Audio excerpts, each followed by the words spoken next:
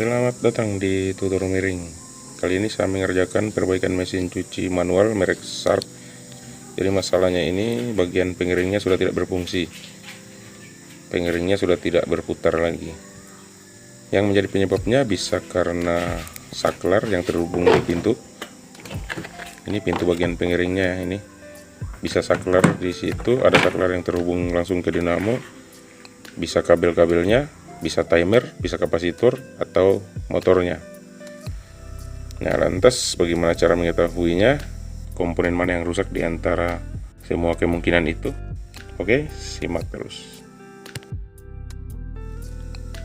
Yang pertama, kita buka dulu, perhatikan perletakan baut-bautnya. Jadi ada juga baut yang di samping-sampingnya, perhatikan kedua sisi. Ini harus dilihat dari bawah ya. Baut-bautnya sedikit tersembunyi, tapi bukan hal yang sulit mengetahuinya. Perhatikan ini juga, itu bisa dicungkil. Nah, ada baut dalamnya. Jadi saya skip dulu ya, saya mau buka dulu baut-bautnya ini. Oke, semua baut sudah terlepas. Perhatikan ini timer pengiring. Lalu panelnya diangkat saja perlahan, hati-hati. Jangan ada pemaksaan. Jadi ini timer pengiringnya. Saya langsung fokus ke sini saja dengan tidak mengurangi rasa hormat terhadap saklar dan kabel. Seperti pidato saja. Ya, saya langsung fokus saja ke timernya. Caranya, putuskan kedua kabel di timer ini, kemudian kabelnya itu disambung langsung.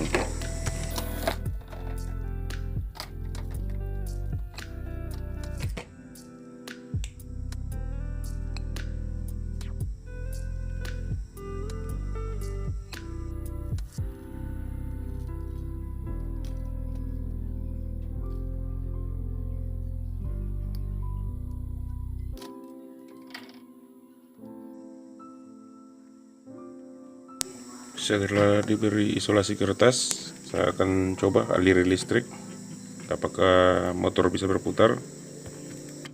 Sekali lagi diingat bahwa kabel yang baru saya sambung itu adalah kedua kabel yang diputus dari timer ya, kedua kabel yang masuk ke timer. Oke, ini pintunya jangan lupa ditutup rapat. Saya akan aliri listrik.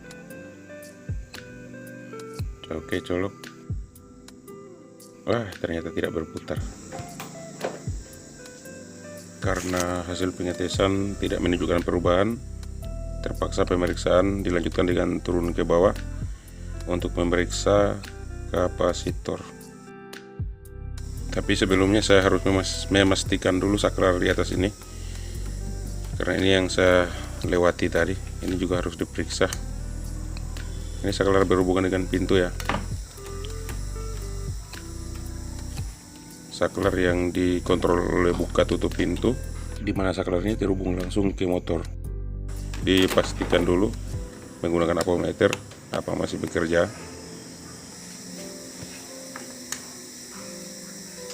Ternyata saklar masih bagus, kabel ini juga masih bagus, dan sekarang kita fokus di bagian bawah sini. Sekarang saya akan memastikan kapasitor dan motor sekaligus. Caranya, kabel yang ke motor ini segera diputuskan saja. Biasanya ada 3. Putuskan saja ya, seperti ini. Sudah diputuskan.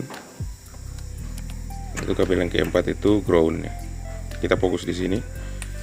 Perhatikan warna kabelnya dan lihat keterangan di motornya di situ. Motor ya lebih tepatnya, bukan dinamo. Banyak teman yang menyebutnya dinamo, ya tidak apa-apa. Saya saja yang senang menyebutnya motor karena berdasarkan fungsinya di sini ya lebih cocok, lebih tepat disebut motor listrik. Itu saja ya, tidak perlu dipusingkan itu.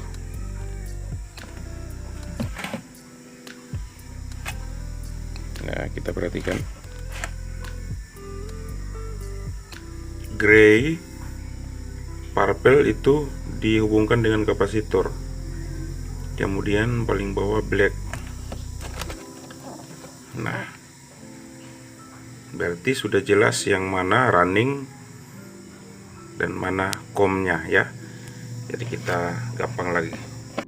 Dan sekali lagi, tidak perlu pusing apa itu kom, apa itu running. Perhatikan saja skemanya yang ada di motor situ, dan itulah panduan kita untuk memasangkan kapasitor. Jadi yang saya sediakan di sini adalah satu utas kabel power, kabel listrik ya sudah ada dengan stekernya itu. Ini bekas punyanya TV Cina ini, dan satu buah kapasitor. Kemudian sambungkan sesuai skema tadi. Perhatikan bahwa gray dan purple itu dihubungkan dengan kapasitor. Kapasitor kan punya dua kaki ya, punya dua kabel di sini. Selanjutnya yang black dan purple itu ya dihubungkan ke kabel power. Yang selanjutnya akan kita colokkan untuk menguji secara langsung putaran motornya, apakah motornya masih berfungsi atau tidak. Dan seandainya motornya bisa berfungsi saat pengujian nanti, bisa dipastikan yang bermasalah adalah kapasitornya. Jadi analisanya di sini, kapasitornya ini kan satu untuk dua motor ya. Jadi satu kapasitor itu ada 4 kabel. Sebenarnya ada 2 kapasitor itu terpisah. Ini siap diuji. Jadi seandainya pengujian nanti terlihat bahwa motornya berputar, berarti fix kerusakan pada kapasitor. Kapasitor rusak sebelah yang bagian pengiringnya ya. Tapi yang kapasitor yang bagian pencuci itu baik-baik saja karena memang masih berputar sebelumnya ya. Siap diuji. Ini harus saya beri isolasi dulu sebentar ya, biar aman. Saklar yang ini penghubung saklar pintu. Ini pastikan terkoneksi ya, pintunya tertutup maksudnya. Jika pintunya tidak tertutup, dipastikan motornya tidak akan berputar.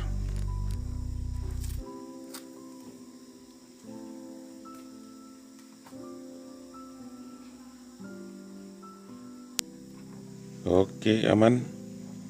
Colok listrik.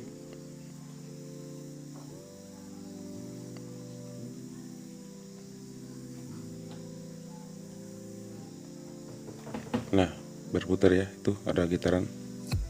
Coba saya dekatkan. Colok. Nah, itu berputar ya motornya, jangan lama-lama. Yang penting sudah diketahui bahwa motornya masih berputar, berarti fix masalahnya adalah pada ini, kapasitor. Sudah jelas kapasitor ini yang bermasalah. Nah ini sudah ditemukan persoalannya. Jadi kapasitor ini rusaknya hanya sebelah. Tentu dengan mengganti kapasitor ini dan menyambung kembali kabel yang sudah saya lepas tadi, masalah akan terselesaikan. Tapi sepertinya saya tidak akan mengganti kapasitor yang putih ini, karena ini asli dan ini mahal, dan juga kebetulan masih berfungsi. Jadi saya hanya memanfaatkan kapasitor yang hitam itu, yang cadangan tadi yang saya gunakan untuk mengetes. Saya akan manfaatkan ini untuk menggerakkan motor yang bagian pengiring, dan kapasitor yang putih ini tetap akan saya gunakan. Terus bagaimana cara menyambungkannya, mungkin akan saya buat video lainnya. Dan khusus video kali ini sampai di sini saja supaya tetap sesuai judulnya. Semoga bermanfaat. Sampai jumpa di video selanjutnya dan salam DIY.